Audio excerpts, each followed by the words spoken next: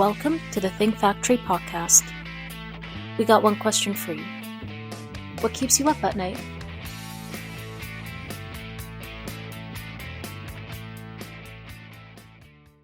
I'm your host today, Chris Santomassimo, and I'm excited to talk to Robert Parker, who is the owner of Label King. So welcome to the podcast. Thank you, Chris. It's good to be here. Well, not that Label King needs a lot of introduction, but I'd love for you to talk about the company.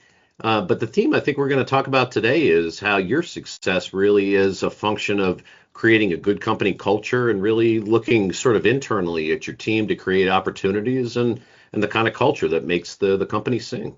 So take it away, Robert. Talk a little bit about Label King and how you started and how you got to where you are today. Sure. That's starting off. We've been in business for 24 years. We've grown steadily every single year for 24 years, which is pretty nice. Sort of more than pretty nice. That's not so bad for 24 years. Well, I'm a salesperson first and foremost, so you always have to sell more, right? You always have to do more. You always have to grow and do things to create value for your customers and opportunities for the company to grow. So yeah, we started off 24 years ago. Brief history. Purchased assets only of a small label company. And my background is packaging sales. After 9 years in selling packaging, I decided to try and look into something else. So that's what I did. It was about a 2-year journey to figure out what to do while I was continuing to sell packaging. I worked for a large packaging distributor, and I noticed that there was a hole in the supply chain of labels, meaning every time we had a label opportunity, for one reason or another, it was a disaster. Either the prices were off the charts, or the service was terrible, or a combination of both. So that's why I sort of picked the label space. Sort of dumb luck, because in the packaging world, I look at it as a packaging type of company. There's growth, and there's been steady growth in the industry for as long as I've been in it, and it seems to be continuing to do that. So, humble beginnings, one machine, one employee, and that's how we started. And, every single year we've grown bit by bit, incremental business, nothing too crazy.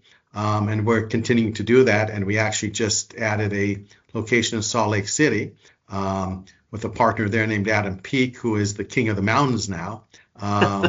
So that's very exciting. To have that internal growth, not only here in San Diego, but in Salt Lake City to cover different regions, different markets, and that kind of thing, and upwards and onwards.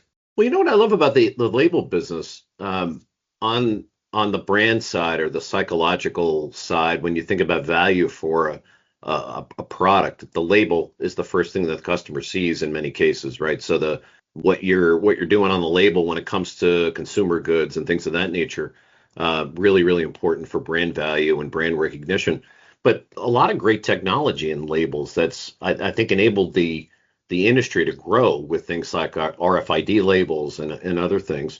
There's just a lot going on in labels that really creates opportunities for companies like Label King.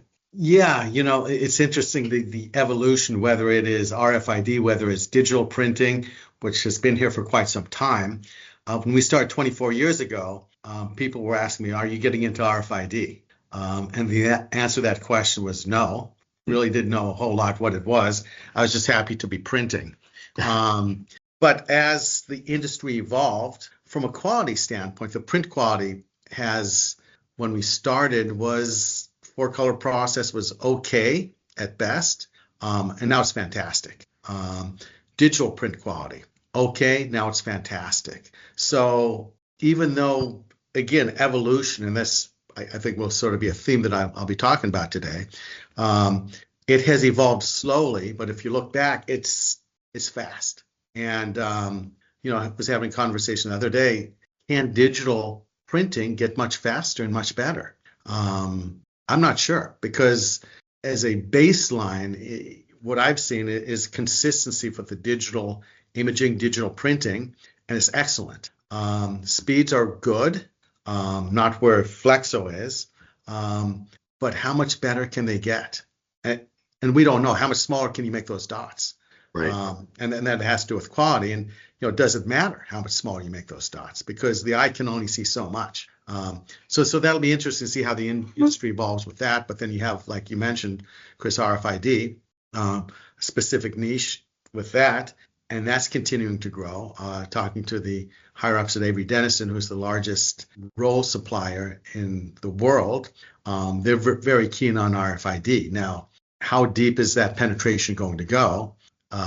It's hard to say, because you need the readers and that kind of thing. Something that I think is very interesting is, I think Sunrise 2027 is as things evolve, UPC codes came on board, I think, in 1974.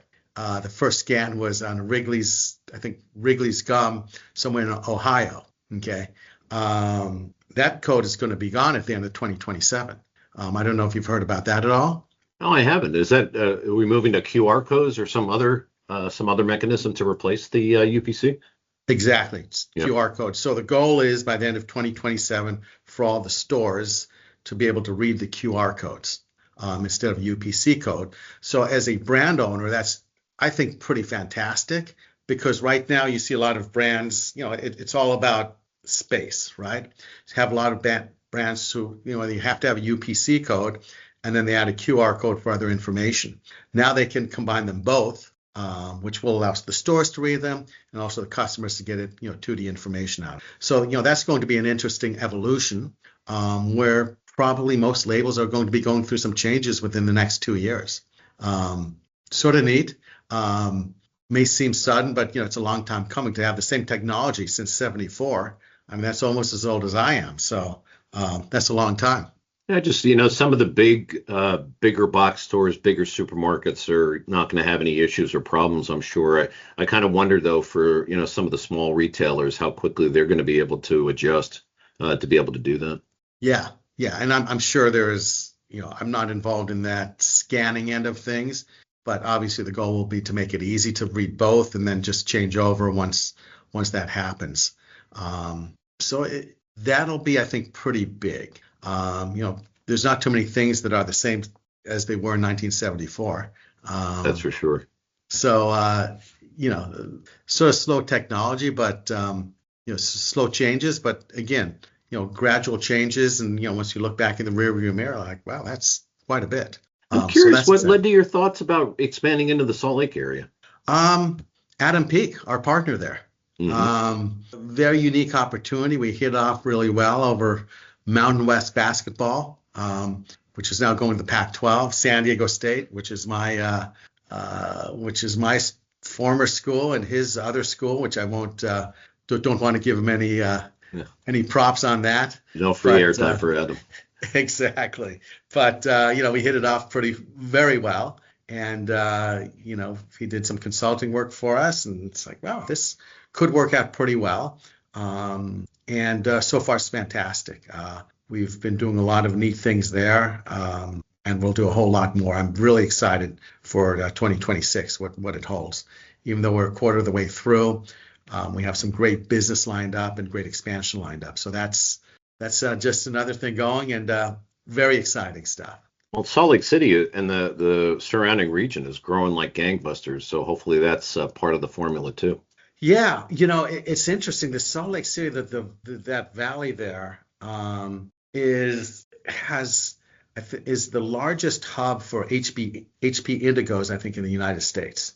I think there's more indigos per capita there than there are any other place in the nation, which is pretty interesting. But there's a tremendous amount of print going on in that small little region, which is, hopefully we'll be a part of that. Actually, we are becoming part of that. Well, it's become quite a tech corridor too. Exactly. And, sort of the neat thing as an independent company there is most of the smaller strong companies or regional companies there have been acquired by private equity. And as a result of that, we both think there's a really nice opportunity for independent converters to regain a foothold there. There's one other one that's very strong there, independent, but the rest are private equity. And I think there's major lapses in their customer service and support that will allow opportunities for the independents like us. Well, just as the pendulum swings toward private equity in one sense, right, that creates opportunity for companies like yours to fill that void that, naturally opens when you start getting into that private equity formula with cost reductions and personnel reductions that often happen. Exactly. And that's, we feel strong about our business strategy and our business plan and our model. And it's just, we look at it as a sustainable model over time. Whereas private equity, management changes, shakeups, that kind of thing, and the reliability and dependability all of a sudden wavers a little bit. And that's not the best thing for a customer, for end users. Well, we didn't plan it quite this way, but that's a perfect segue into what I mentioned was the theme at the beginning of our conversation, which was, the corporate culture and, how the focus on your team and your personnel and creating that successful culture is really the formula for success and growth in the company overall. So maybe you could talk a little bit about what you've done in that regard with Label King, both in San Diego and in Salt Lake City, and, and how a focus on the internal piece really is, driving, overall growth in the company. Yeah, no, happy to. It's interesting. We had, since we spoke last, we hosted something called FLAG, Flexo Label Advantage Group. And what that is that's a buying group for label companies. And they have it at a different location every single year. And the reason they have it at a location is sort of pivoting around a visit to a plant, a label manufacturing plant. This year it was in San Diego, and the reason it was in San Diego, other than it's a beautiful place, is to tour Label King. So as we were preparing for it here, there was a lot of preparation. I'll get into that in a little bit. A coworker who is a manager here, we were talking about the struggles that private equity has been having in the industry. MCC, largest label company in the world, Chapter 11, Brook and Whittle, closing large private equity company, Resource Label Group, another large private equity company, changing their whole C-suite, laying off a number of other people. And we were talking about that in particular, and she said, it just seems so easy. And I thought about that over the weekend because we've had, like I mentioned, steady growth every single year. Last year, we grew by about 10%. And I'm not counting Salt Lake in this equation, by the way. And this year, we're on track to do another at least 10%. We had a record month in February. And, why does it seem so easy? And again, after thinking about that a lot, it's 24 years of consistency. It's 24 years of building. It's 24 years of growth. It's 24 years of low turnover. I put together a graph. Obviously, I can't share it here because this is, a talk, but over 66% of our team has been here for over 3 years. Over 50 has been here over 7 years. So we don't have a lot of turnover. We have a lot of great people doing great things. And, it just sort of builds momentum. There's no secret sauce or formula other than hard work and consistency. And maybe that would be a secret formula. I don't know. But that has allowed us to be in a position for our customers to grow. The most important thing with a business is, I look at a three-pronged thing. One is the coworker, right? Without a good team, you're not going to do anything and you're not going to be successful.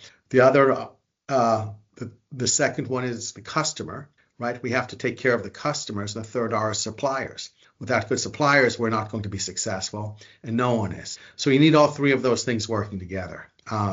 As far as our team goes, having consistent people doing consistent things, which very much includes the interface with the customer, right? The customer, they want to talk to someone who they know and someone who cares about their business. Our manufacturing team cares. They do an incredible job. They keep a good eye on everything. But if that's not conveyed to the customer, if they don't get that feeling, then it's all for naught. And the front line, our customers call the same people. There's a long-term relationship with them, and they want to work with our people, and our people want to work with them. It's interesting, when I left my packaging job to start Label King, it was, I'd heard this, and I think it's very true, is the people who you work with, you like them and they like you. And it has to be a mutual thing, right? If you don't like someone who you're working with, they're going to sense that in one way, shape, or another, and they're not going to like you. So you really can't fake it over time. Right.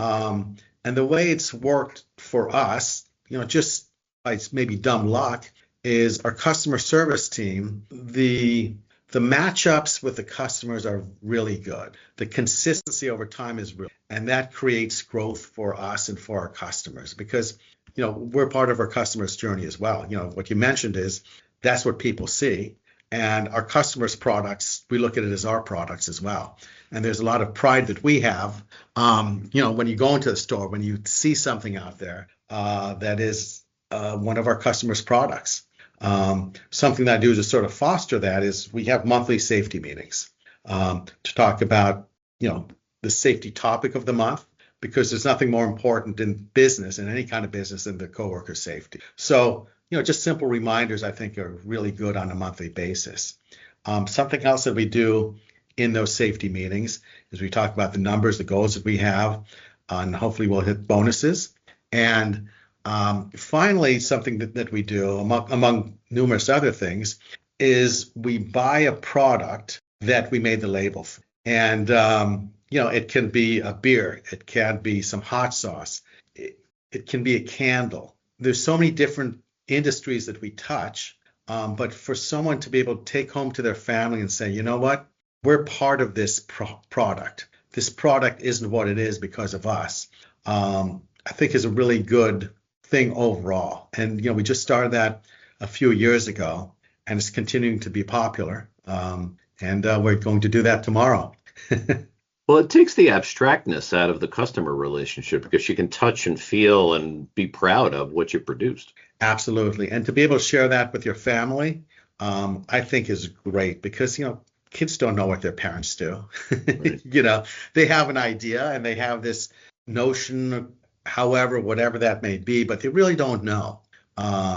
So for them to be able to bring something home to say, hey, this is what we did, this is a tangible thing, I think is great. I mean, I like doing it, and seems to have a pretty good, pretty positive feedback from the team. I can only imagine. I think that's great. But what you mentioned that really struck my ear was the length of tenure of your people. You hear a lot in not only in printing and labels, but in all manufacturing operations that retention of employees is difficult, finding new employees even more difficult in some cases. But if you can keep that core group of people, the majority of your staff, long term, that's got to pay dividends in terms of that consistency, quality, strong customer relationships, I would think. Absolutely. Your quality, there is, as much as we don't like tribal knowledge, there's tribal knowledge. And, we try and document anything. We're ISO 9001 certified. But at the end of the day, if someone has run a job 10 times, they're going to know what to look out for, and they're going to do a whole lot better than someone who's just running it for the first time. Sure. And, it's the culture that we try and develop.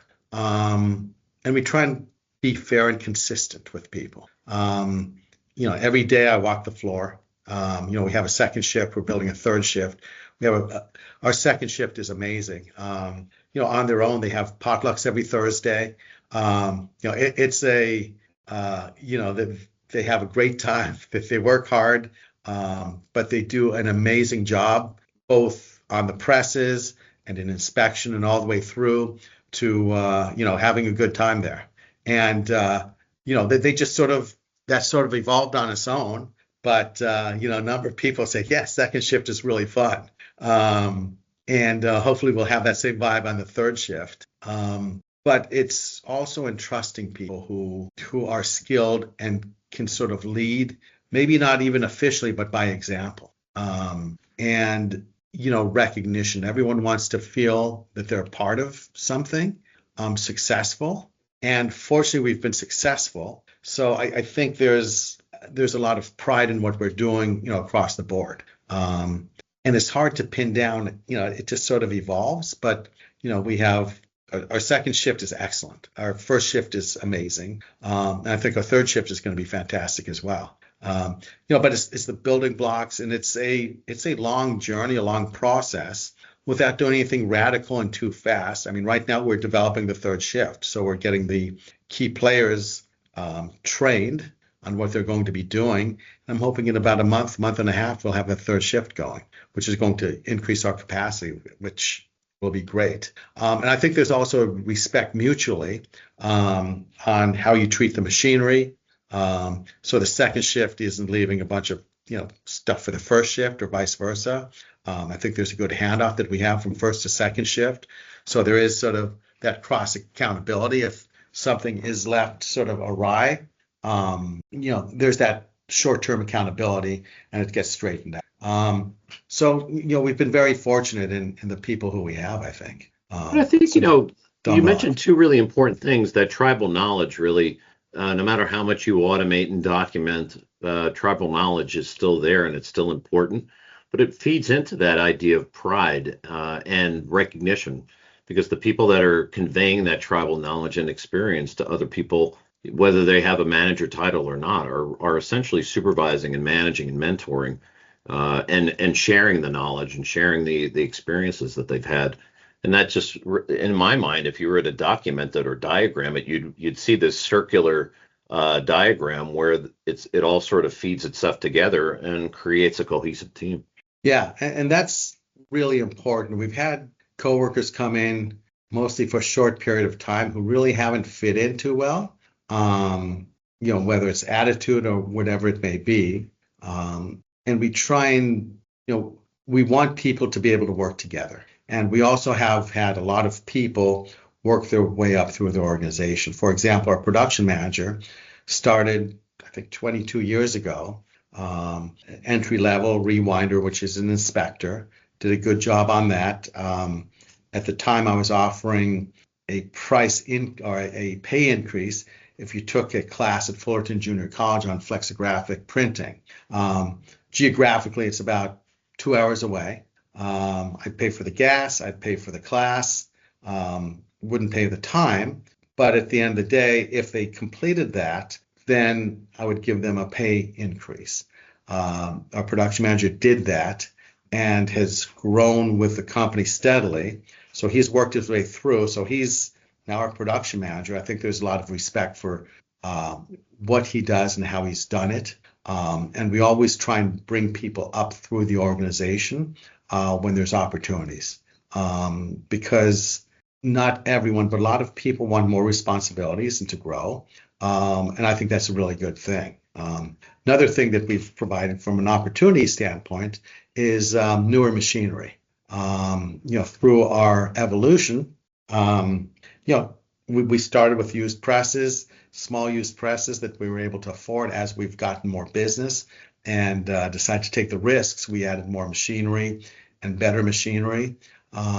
To show you the turnaround on that, about 4 years ago, it's called a P5. It's 8-color flexo press. That was our newest press about 4 years ago.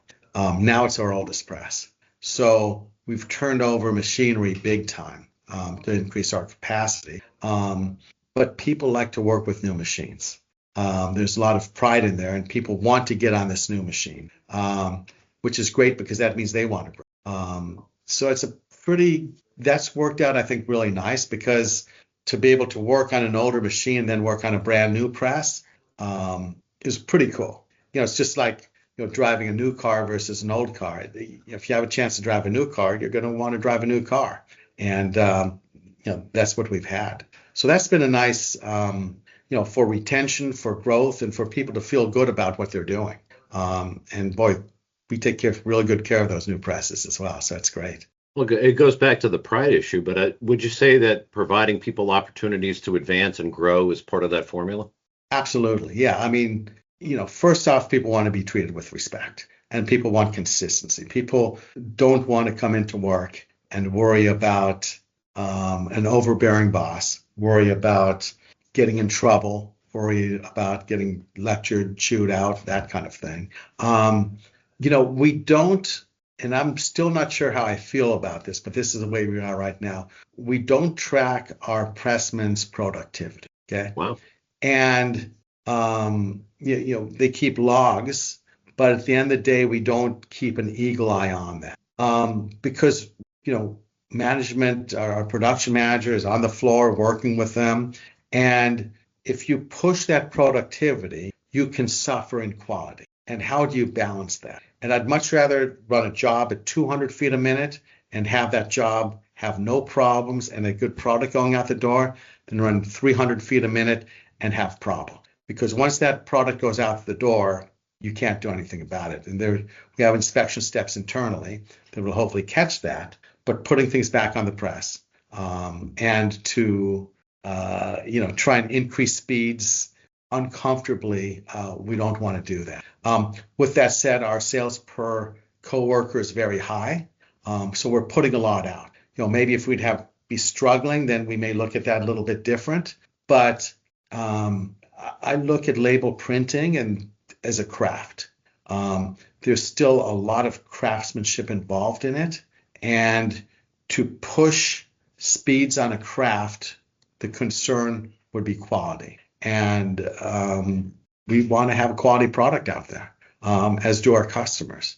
So I think that that's sort of a weird thing. But at the end of the day, it's been successful. Are we going to implement that? I don't know, but I'm not looking to do it anytime soon. Oh, it's working because you found a balance after all. Speed is not everything. Speed comes at the expense of quality, where you have to repeat jobs and reprint things. And of course, there's a cost associated with it and productivity goes down. So your balance is going to be different from other people's balance at the end of the day. Yeah, and I'm not sure if that's the right way to do it, but it's the right way for us right now. When you talk about balance, again, it's not just about balancing cost and speed and all those things, and maybe this cycles back to your culture too, where you've got this focus on printing as a craft and putting out a quality product for a good customer experience. And so where you strike that balance is going to be, again, different for Label King compared to others, perhaps. But if it's working, don't break it and refix it, right? Exactly. Yeah. Exactly. Something that you said about, the pride, it was, having the flag meeting here actually almost 2 weeks ago on Tuesday. We prepared for it and we had 110 people walking through the shop, which is a lot. And the way we set it up, we had tour guides. We had groups of 10. So we had tour guides, people walking everyone through. So each group had their own tour guide. And then we had 6 stations where we had other coworkers speaking about what they do and how they do it. And it was one of the coolest things because hearing printers talk about what they do and having the ability to share that with 110 people. So they did it 11 times for about 4 or 5 minutes per station.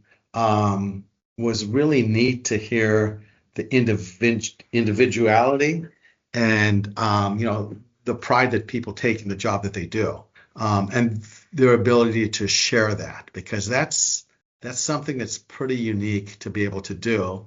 A lot of people work and they're not the front lines. They see customers come in for press checks, but at the end of the day, they don't interact with customers or vendors or other label converters. So here we had a bunch of label converters coming through and also vendors who know what they're talking about versus trying to explain 4-color process to them. You could get into some depth on what we do and how we do it. And that was a really neat thing. That was really, you feel like a proud father kind of thing to see people speaking publicly, because it really doesn't come natural or easy to a lot of people. And you created ambassadors at the end of the day on your team. Each one of them is an ambassador for the company.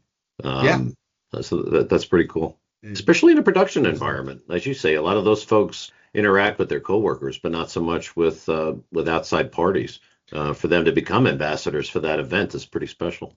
Yeah, it was pretty cool. I'm going to go out on a limb and say most of the people have never spoken publicly to strangers, other than in normal day-to-day interactions.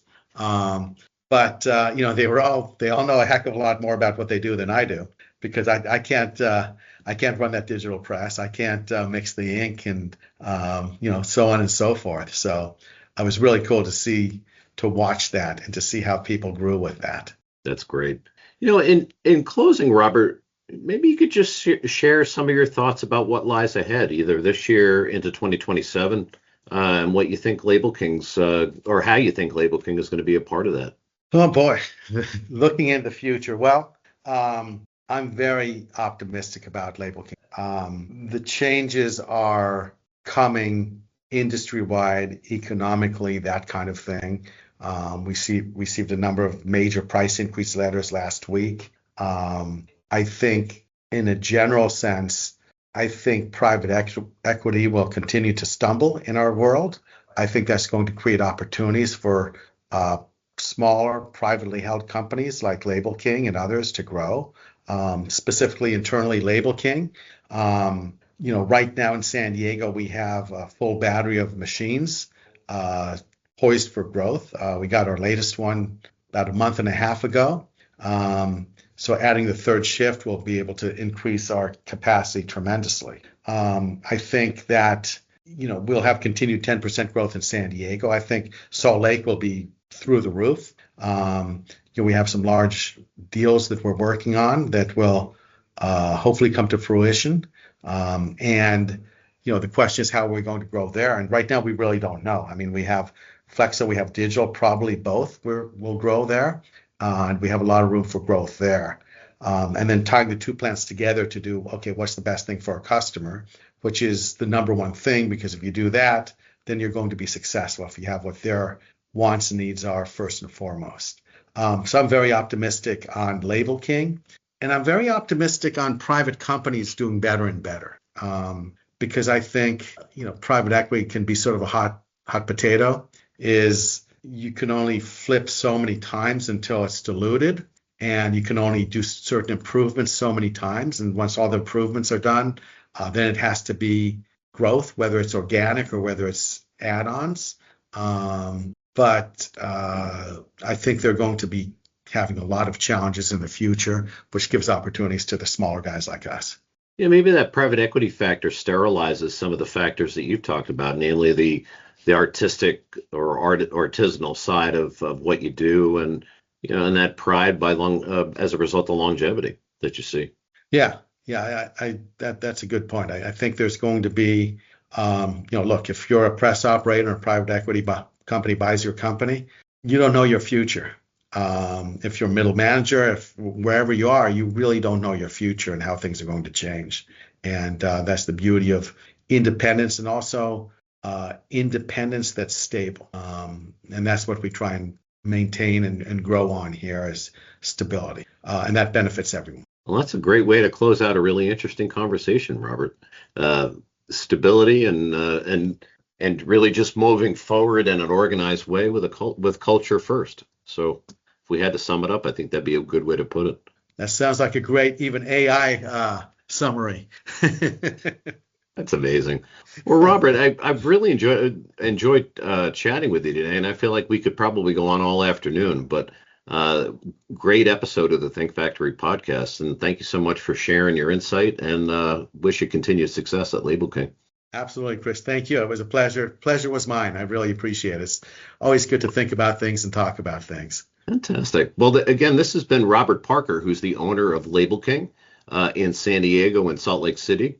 And this has been Chris Santomassimo, today's host on the Think Factory podcast. We'll see you next time.